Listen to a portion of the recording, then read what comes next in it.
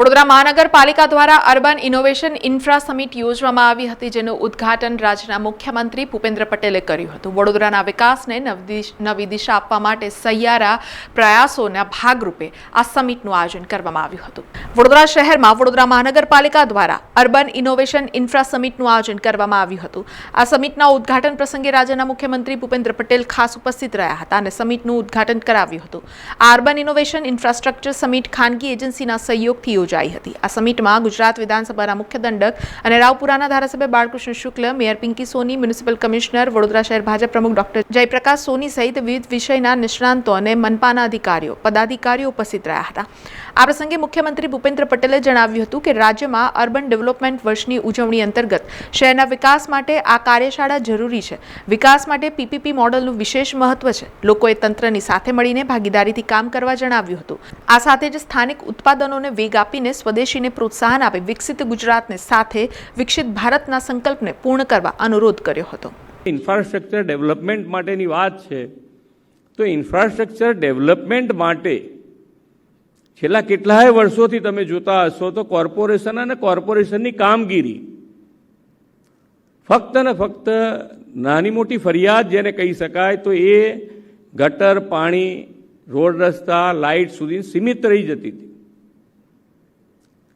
અને એની અંદર કામ કરવાની એ મુશ્કેલી પડતી હતી।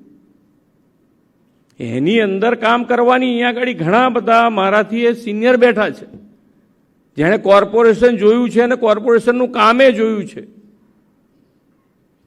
કે ભાઈ કોર્પોરેશનમાં મેઇન હોલ બનાવવો હોય ને મેઇન હોલના 10,000 રૂપિયા ખર્ચવા હોય તોય તમારે મહિનો 2 મહિના લાગી જાય એ પરિસ્થિતિ હતી। મેઇન હોલ ગટરનું ઢાંકણું બદલવું હોય તોય કેટલી વાર લાગતી હતી એ આપણને ખબર છે અને એ પરિસ્થિતિમાંથી આજે આપણે બધા બહાર નીકળી અને દરેકે દરેક ક્ષેત્રે ત્યારે કે કોર્પોરેશન અને કોર્પોરેશન આજે હોસ્પિટલ ચલાવતી થઈ, કોર્પોરેશન આજે સ્વિમિંગ પુલ, જિમ્નેશિયમ ચલાવતી થઈ, સ્પોર્ટ્સ કોમ્પ્લેક્સ ચલાવતા થયા, બાગ બગીચા બનાવતા થયા।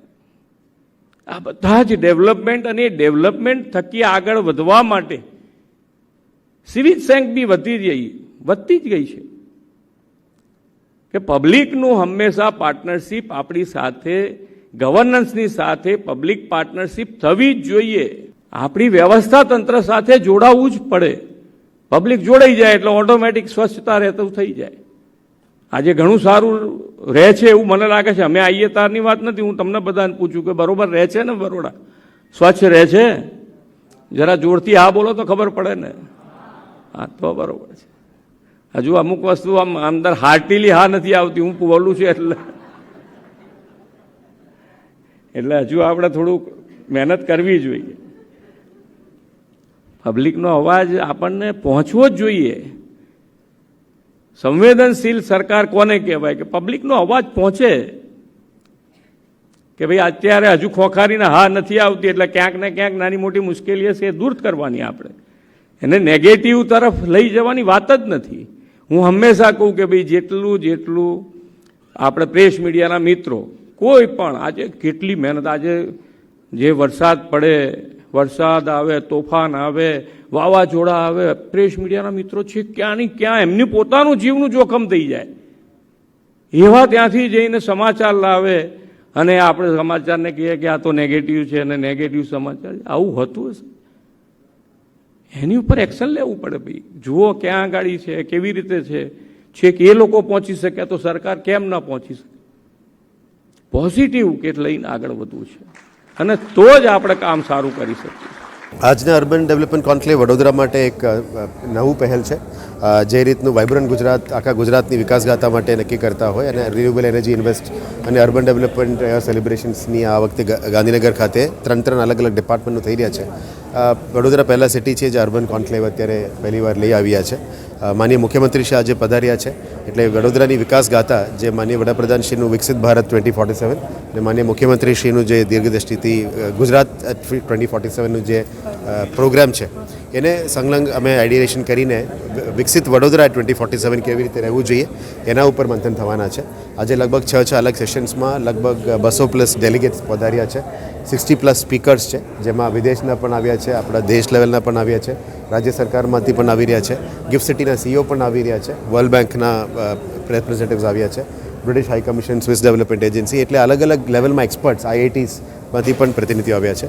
એ તમામની એક્સપર્ટ ઓપિનિયન પ્લસ વડોદરાના લોકલ સ્થાનિક આગેવાનો, વડોદરાના લોકલ સ્થાનિક પદાધિકારીઓ, એમના તરફથી જે ચૂંટેલા પાક તરફથી પબ્લિકનું ઓપિનિયન શું, એ બધાની ઉપરને સેશન્સ ચલાવીને એમની મંથન લઈશું. એની આઉટકમ તરીકે એક વ્હાઇટ પેપર પણ અમે તૈયાર કરવામાં આવશે. એને ગુજરાત ઇન્સ્ટિટ્યૂટ ઓફ ટ્રાન્સફોર્મેશન, જે ભારત સરકાર માટે નીતિ આયોગ પ્લાનિંગ બનાવતો હોય છે, એટલે ગ્રીટ વિકસિત ગુજરાત માટે પ્લાન બનાવતો આવી રહ્યા છે. એટલે ગ્રીટને અમે સાથે રાખીને ગ્રીટને પણ બ્રીફ કરીશું. પછી રાજ્ય સરકારનું મંજૂરી લઈને વડોદરાની ફેઝ વાઇઝ કેવી રીતે ડેવલપમેન્ટ કરવી, કયા રીતે proper planned GIS mapping through કરવી, એના ઉપર મંથન થશે. એટલે માનનીય મુખ્યમંત્રીશ્રી અહીંયા પધાર્યા છે, એમની માર્ગદર્શન હેઠળ વડોદરાની વિકાસ પણ એમાં ગાથામાં જોડવા માટે અમે પ્લાનિંગ કરી રહ્યા છે.